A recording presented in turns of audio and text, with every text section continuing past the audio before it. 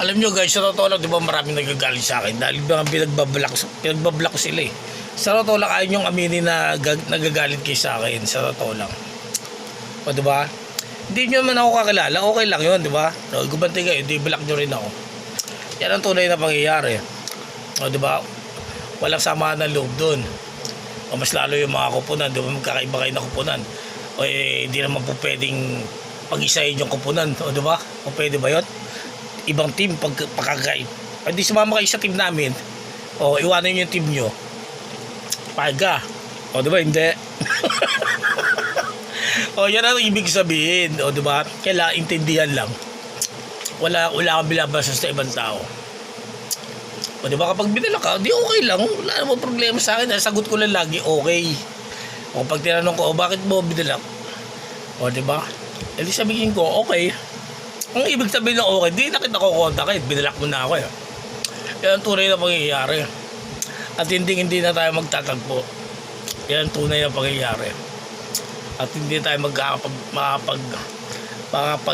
usap na magkakaroon ng chance na magkakilala pa tayo ng personal.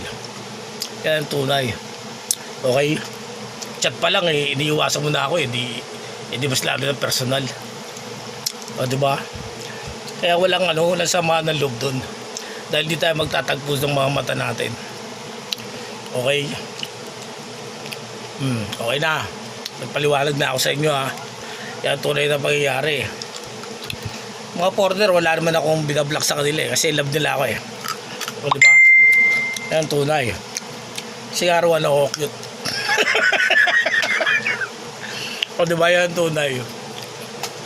Kasi sa tao dapat kasi marunong ka intindi at unawain mo yung mga nangyayari sa paligid mo.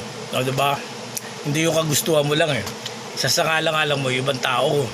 Kung ano yung nakasagabal ka ba o ano, nakakaano ka ba, di ba, nakakasakit ka ba ibang tao. Dapat ganun.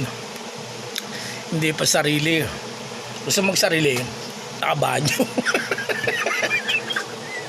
Bipo lang katawan yan, o diba? Yan tunay, maligo ka, o diba? Tapos magpunas ka ng bipo, tuwali.